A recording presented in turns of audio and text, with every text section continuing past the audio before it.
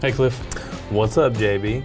Man, I was looking at some airsoft guns thinking I was going to buy my kid one to play with, to use, backyard shooting, enjoy with his friends, but got to looking at a lot of them don't include batteries. And I had no idea which battery to get with the rifles I was looking at. And then I was digging a little bit more and I saw there were multiple different battery types and different connectors and chargers. I wondered if you can give me a rundown of what am I looking at? Yeah, it's pretty complex if you think about all the different options and styles of batteries. Reason a lot of guns don't come with batteries these days is because that's usually a fail point. If you put a cheap battery in a gun and that fails, they feel like they've got a bad product, for one. Two, there's a lot of other different types of batteries with different types of voltages that have performance advancements. So some people that already have their own batteries, if by including it, all you're doing is adding an extra expense for no reason for that type of player. So sometimes it's better just to not include it and give all the options for a battery and charger. You're starting to see that in more appliances and stuff too. Like they're not including power cords or certain types of batteries with certain appliances. Some of that's for different reasons, but for our reason, for airsoft, I think it's just for option. And some people are, like I said, already have their own batteries or their own preferences and type of battery. Well, where do I start? So if I'm looking at an Elite Force M4 style, like the iTrace unit, well, what do I look at for a battery? Honestly, the tried and true long time is the nickel metal hydride batteries. I like these batteries. The number one configuration for this battery is what we call a nunchuck battery. It's very traditional, very stable battery, so it's hard to cause it to ever catch fire, or it has a lot more life cycles, charging, emptying, than other typical batteries. And it's cheap. It's the cheapest good performance battery on the market. It usually comes in a 9.6 volt. That's the only way we sell it now, just because that's the number one way people recommend this battery. Like if you had an airsoft field and you rented your guns, this would be the battery you would run, because you would get a ton of cycles and a ton of charges and empties out of a nickel metal compared to most other LiPo or other styles of batteries, without it becoming unstable. It would last a long time. Okay, but you said 9.6 volt, but I've seen an 11.1. Is there an advantage to having an 11.1? So typically 11.1 is when it comes to a LiPo battery. That's a LiPo voltage term. Okay. Most nickel metals that you see in airsoft are 7.4, 8.4, 9.6. That type of that range of nickel metal. That's kind of the ceiling for nickel metal. What we recommend. When you look for higher voltages, you almost have to go to a LiPo, which is a higher performance battery, but it comes with its own set of challenges. Well, which types of airsoft guns use the LiPos as opposed to the ones that use nickel metal hydride? And that's the cool thing is, in the last 5 years, we've advanced most of the guns to where they accept either or. The advantage of nickel metal is cheaper. You get a lot more charges out of it, a lot more life out of it. The advantages of a LiPo is that it charges a little faster. It has a higher discharge rate, so you get a higher rate of fire. And it comes in different configurations, which are smaller. Like this LiPo battery is in a smaller configuration than this nickel metal or this nunchuck. You can put it in a buffer tube. You can stick it straight up vertical in a lot of stocks. It fits in more hand guards, and so that's an advantage of a LiPo battery, is it has different configurations, which are more common for the amount of space that are in airsoft guns. But so not all rifles will accept the LiPo, or correct me if I'm wrong, Yeah. but let's take again, an Elite Force M4, will a LiPo fit it and a nickel metal hydride fit it? Yes, it will. Okay. Yes, it will. So LiPos wear out pretty quick. And if you have a lot of charges and discharges, they get unstable at a certain point, and you almost have to dispose of them and go to another LiPo. Like, to get a year out of a LiPo is a lot, like for a normal player. A lot of times might only last 6 months if you're using it very often. So as a newbie, then I might choose the nickel metal hydride. Absolutely, Okay. and that's what I would recommend for anyone starting airsoft, is a nickel metal battery. Okay. Because it's still a very acceptable rate of fire, but a much more stable battery. that you could throw in your bag and use, and probably get a couple years of 2 to 3 years of life out of it for normal wear and tear. Okay, so I think I understand. So a little better performance out of the LiPo, but less life out of the LiPo Correct. battery. Absolutely. Okay, I see here on the table there's batteries with 2 different styles of connectors. Tell me what that's about. Okay, so the traditional airsoft connector is the small tamiya connector. Now this connector is what you would see in, if you go back years ago in Walmart, all the mass retailers, they all use this generic connector. It's the cheapest connector, but and it's the most common for cheaper price guns. When I say cheaper price guns, like a lot of guns under $300, especially for us, will come with a tamiya plug. I've seen that on my RC cars. Yes, absolutely. Yeah. So you see it in RC, you see it in some other places. Drones, you see it a little bit. I've seen tamiya plugs everywhere. Now, what we've seen in the last 5 years also is a increase of people switching to what we call a Dean's plug. The Dean's plug has a much better connection. It's less likely to burn out. A little bit more expensive, not much, but it's not common in the United States when it comes to airsoft. Now, we're trying to change that. In the next few years, you're going to see a lot more companies switching to the Dean's plug because it's a better overall plug. But I don't think the Tamiya plug's going anywhere. I think it's going to be here for a while, to a point where before the whole industry decides to shift over to the Dean's plug. And the Dean's plug also is, some guns are wired to most guns are wired to Dean's or Tamiya that are cheaper. And then, like I said, like the higher end, high performance guns use the Dean's plug because they take a higher voltage running them typically, so it's a lot more current, which could it could wear out or burn out your Tamiya plug, where it would not be able to do that on a Dean's plug. So like RC cars, you just talked about that. A lot of high end electric RC cars only use this plug. Okay. Or a plug similar to this that can handle like high discharge rates of current. When you say discharge rate, what do you mean? So discharge rate, for example, LiPos, they have a C rating, all right? So the C rating is, if you imagine a 2-lane highway, right? Every time you go up in C rating, a higher number, you're adding another lane of current. So like an 8-lane highway would be like a 35C battery, or like what we use is a 15C, which is probably the best for all around compared to like where guns are these days when it comes to how good they run. You don't really need the super high voltage. All you're doing is putting a bunch of extra wear and tear on your equipment that you don't really need. So because of our guns being so much better these days than what they were 10 years ago, you don't need a 30C LiPo to make them cycle correctly, right? Now a 15, 20C is about all you need to get good performance out of an airsoft gun these days. Okay, so are nickel metal hydrides, do they also have C ratings? No, they don't really have C ratings. They're pretty consistent with the voltage. Like a 9.6 is within 9.6 to 10.4, 10.6 voltage current. It's a little bit more consistent, but it doesn't have, it's always going to be one stable current, right? So like an 11.1, the higher C rating, you can increase that current with your C rating, even though it's only 11.1 battery. With a 9.6, you can't really change that. That battery can't do that. But that's also why these batteries last longer than LiPo batteries, because that the higher C rating is harder on a LiPo battery, typically, depending on how fast you're discharging that current. Okay.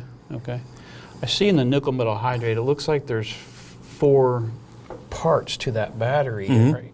Is that what you call cells? Yes. Kind of. So each one of these are like a CR123 battery that you see in like a lot of flashlights. They're all connected, right?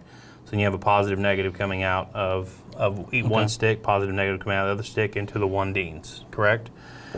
Where a LiPo battery, you have 2 different cables coming out. You have a plug that goes into your airsoft gun, and then you have your charging plug, which was required for a true balanced charge into a LiPo battery, such as something like this that's a LiPo charger that makes sure all the cells are being charged equally. That way it doesn't become unstable, or you don't overcharge one cell that causes it to get damaged. So there's a little bit more knowledge and things that are required when you start using LiPo batteries. A little more technical. Yes, way more technical. So the nickel metal hydride doesn't really have cells, but the LiPo has cells, and that's where this advanced charger, if you will, comes into play. Absolutely. Okay, so when you, what is this? Why does one need an advanced charger versus just what I see over there is just a plug-in charger? Okay, great question. So some people think just because the plug matches the charger, it works, just like our phones. That's not the case. You cannot plug a LiPo battery into a nickel metal charger, otherwise that will catch on fire. So that's a fire hazard. So hence one reason when someone comes into an airsoft store, and especially a younger age person, like I wouldn't recommend a LiPo battery just because I would never want them to accidentally plug this into the wrong charger, which would cause it to catch on fire, right? So I would always recommend, especially for a younger player, the nickel metal with the nickel metal charger, because if that plug fits, it works on a nickel metal, and that's the most common and the cheapest type of charger that's out there. Okay. Where a LiPo balanced charger, for ours, for example, it's a LiPo Li-on charger, so it works for either. It recognizes what type of battery you're using, and then addresses it. When you plug the battery in, it'll show you whether the battery's good or not, or charged. If the battery's unstable, it won't even charge the battery. So that prevents you from ever catching, your LiPo, like charging your LiPo when you shouldn't in a situation. It prevents you from doing that. Okay. So can that charger also charge the nickel metal hydride? No. So the LiPo charger takes a balance plug off a LiPo to charge it, and it comes in this end. There's no way for you to plug these into that vice versa. Like earlier I said, you can take these plugs and plug it into a nickel metal charger, but you can't do that vice versa. The balance chargers don't even have that type of plug attached to them. Okay. Good deal. You mentioned that the LiPos could catch fire. Can a nickel metal hydrate also? It can. It's very unlikely. Very, very unlikely. That's like saying like a CR123 or a AA is ever going to catch on fire. It's extremely rare that it would ever become unstable enough. Usually it's just going to die, to be honest with you. If it becomes unstable, it's just going to go dead. There's going to be no juice. You can't charge them regardless. LiPo, on the other hand, once it becomes unstable, it gets puffy, and you can squeeze it almost.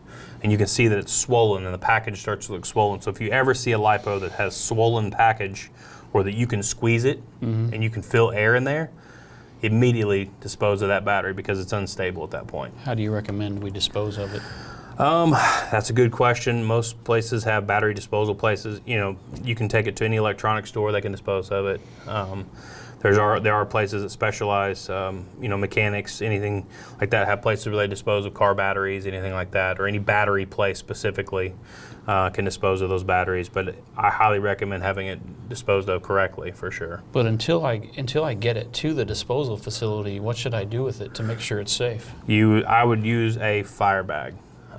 This is what we call a LiPo storage bag, but I recommend this type of bag for storage, transport, charging, anything. Like if a battery becomes unstable, put them in a charging bag, take them somewhere to get them disposed of. That way, even if it was to catch on fire at any given time, it would immediately be suffocated and there would be no fire. Like it would just die immediately. Now, fire safety bags that's another interesting topic because there's a lot of them out there that are real thin, that are not really preventative when it comes to fire. Now, we worked with a company that specializes in like RC fireproof bags to make sure we got something that was truly fireproof. So that's another thing that's very confusing because you see a lot of places online where you can buy these cheap fire bags. If it's cheap, more than likely, if it's much cheaper than others, I wouldn't purchase it at that point in time. So bottom line is when you're charging either type of battery, go ahead and put it in this bag while it's charging. Absolutely. Yeah. While it's charging, storage, transport, just like we put on the front of the bags. I think that's the safest way to deal with batteries. A lot of people have like a gear bag when they go play airsoft. They'll take their batteries when they're done, they throw them in the gear bag. The best way to do it is keep 2 or 3 of these bags, put your batteries back in your fire safe bag and throw that back in your gear bag. That's the proper way to transport it. That's a good idea because carrying around a bucket of sand is not always easy. Exactly. Okay, so you got LiPos and a mini stick and a tri-panel. Are there any other? There's a lot of other ones. These are the most common. Okay. We only carry 3 of the most common batteries out there. This works for 95% of the guns on the market. Okay. And then the other one you call a nunchuck. Nunchuck. Is there another term for that? Not really. Nunchuck or a butterfly. I mean, that's pretty much nunchuck and butterfly are the only 2 terms that I'm aware of that are common within airsoft. This also requires a crane stock for the most of the time. Most M4s have a crane stock or solid stock guns. You put the batteries together and put them in there, type of thing. Mm-hmm. But it fits about 90% of the airsoft guns that are on the market, I would say. So is the nickel metal hydrate available in another form or just the nunchuck? Yeah, you can buy them in long sticks, nunchucks. You can buy them in bricks, like larger bricks of where it's like, multiple cells wired together, but those don't fit very much. They're very limited on what they fit. Okay. And so for that reason, we don't really carry them. We try and carry the ones that have the highest volume when it comes to usage in the United States and it comes to storage in airsoft guns. Okay, so I'm going out to buy my son an airsoft rifle. My best bet is probably to go with this 9.6 volt nunchuck nickel metal hydrate. Yep, absolutely. And as a dad myself, I would also recommend something like this first until your son gets to the age where you feel like, okay, I can teach him about LiPos, safety about LiPos, how to use, how to store, how to transport. And once I trust him doing that, then I would obviously get him into a LiPo battery later on, which would give him a higher rate of fire, quicker trigger response, things like that. But to start out, hands down, this is the only battery I would recommend to go to. Shouldn't we be charging our phones in this thing too? Absolutely. You would think. And they tell us that we have these smart chips in our phones that prevent them from overheating and catching on fire, but right? Safety first. Safety first, exactly. So where would you tell me I should go buy these batteries? Obviously EliteForceAirsoft.com, but if for some reason I couldn't get what I wanted there, where would I go next? I would go to any reputable airsoft store field. They're going to carry the proper batteries, or any recognizable major airsoft online store. I would stay away from other marketplaces or anything like that you might be strayed to buy a battery that wasn't really intended for airsoft. Our batteries are intended for airsoft. Most of the batteries you're going to find in an airsoft field are intended for airsoft, and I think that's probably more important than anything. I mean, you can buy LiPo batteries that are not much bigger than this that have a really high C rating, which is great for an RC car, but will destroy an airsoft gun. When you say destroy an airsoft gun, what will it do to it? So it'll overheat the plug, usually starts there. It will overheat the motor, the wiring harness. It will burn your electronics out, all the above. When we first started this years and years ago, we thought that you needed a super high voltage LiPo battery to get good performance. And back then, I would say you probably did. The motors were not as good. The gearboxes were not as good. The wiring harness was not as good. These days, the advancements we've made in airsoft guns, you don't need that much voltage and that much current to really get good performance. And I think that's the difference between now and or where we are now and 10 years ago. Yeah. So I've seen, as I was shopping for airsoft rifles, I saw there were some less expensive rifle options and some more expensive ones. Are there differences in the gearboxes? Yes, so metal gearbox is what most companies will state, that they have a metal gearbox, which I consider metal gearbox guns repairable or upgradable for the most part, right? There's different levels of gearboxes.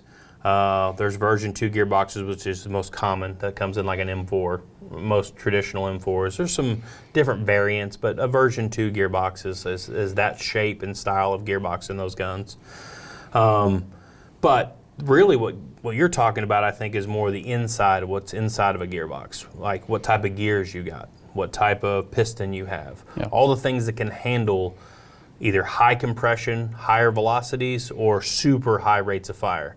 That's the stuff that's inside the gearbox that really matters, right? And the proper lubrication, the proper bearings, the proper, the piston that creates all the compression to fire the BB, that takes a lot of compression to do that. And it sometimes takes a lot of voltage. But if you have a really good motor, a very smooth gearbox, it's much easier to achieve, correct?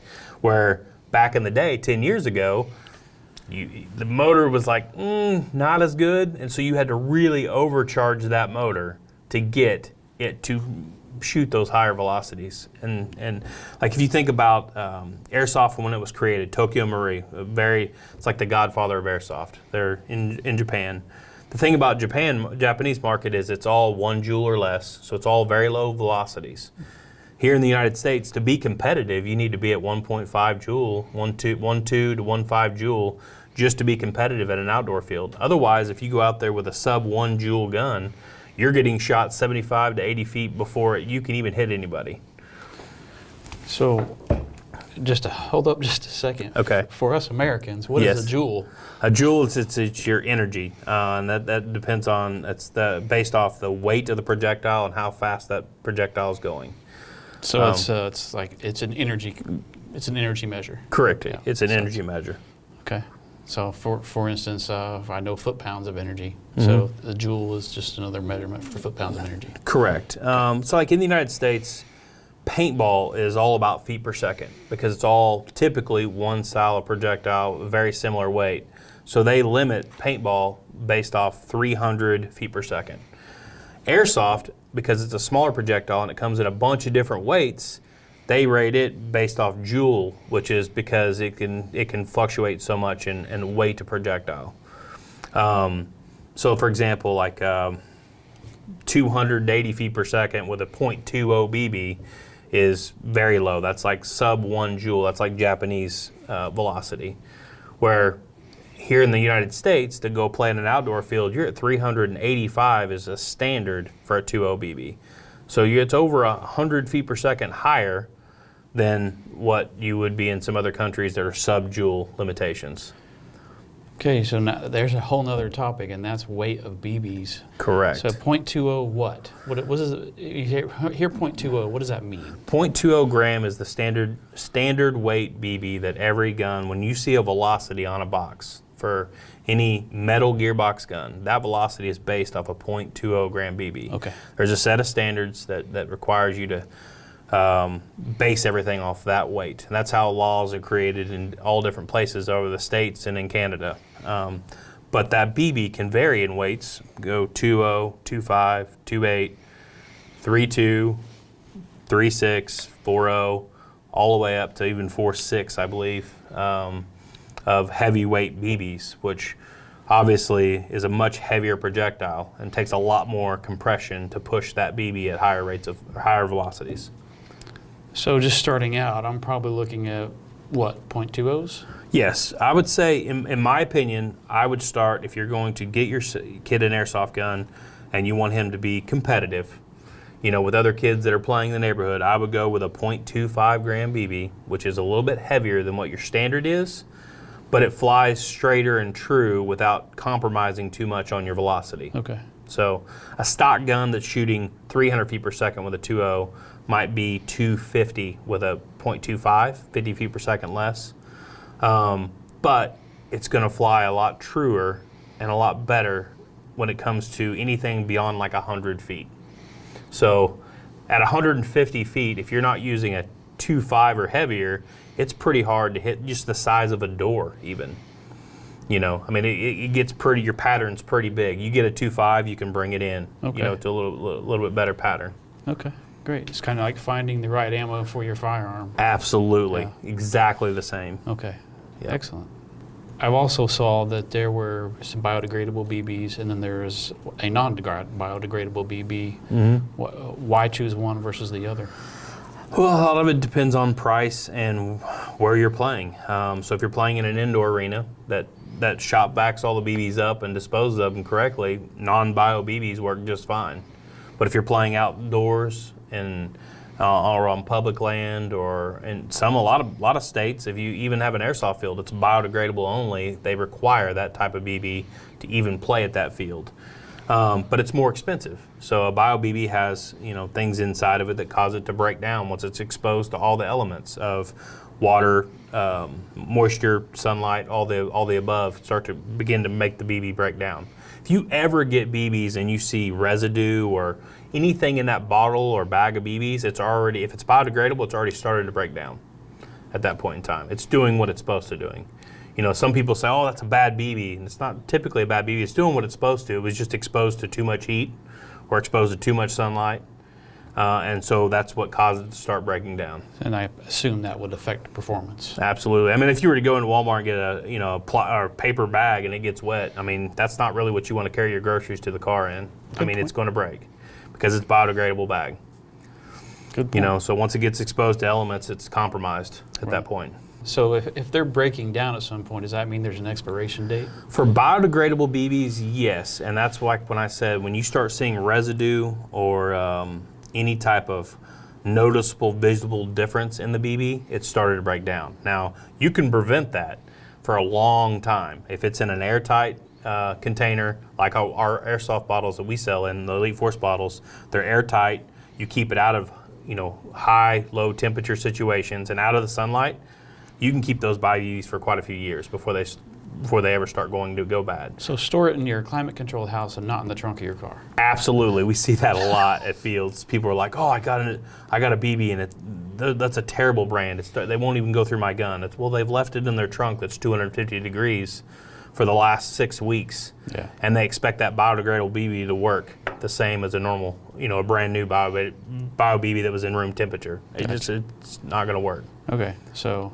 Hey son, keep these in your room or keep them in our gun cabinet, preferably, so that I know when you're using them, and use the bios when you're in the backyard. Absolutely. I think it's a conscious thing. I think us as Americans, we really try to be a little bit more conscious when it comes to the environment and what we're putting in the environment. And I think biodegradable BBs are definitely the way to go. And I think you're going to see more and more places shift to biodegradable.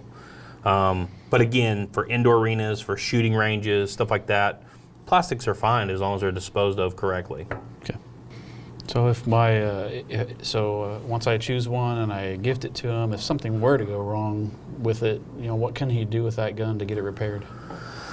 To get a gun repaired, you would either need to work with the manufacturer you purchased from. Like we have our own service department where they could call the service department, and even if it was outside of warranty, they could try and get it repaired through us. Once it's past its warranty stage, which a lot of our guns have a 1-year warranty or more, I would recommend going to an airsoft field or a pro shop that has a tech service. At that point in time, you can get their certified tech, which will usually typically warranty their own work. Just like if you were to take your car to get it worked on at a dealership, if they fix your transmission and 5 months from now it goes down or 2 weeks from now it goes down, typically they'll honor their work, right? So I would work with a true pro shop that has a good, well-known tech service. Yeah, thanks for the 411 on airsoft batteries, and we covered some other things too that but you answered, I think, most of, or if not all of my questions. I think I'm ready to go by. All right. Appreciate it. Sounds good. Thanks, JB.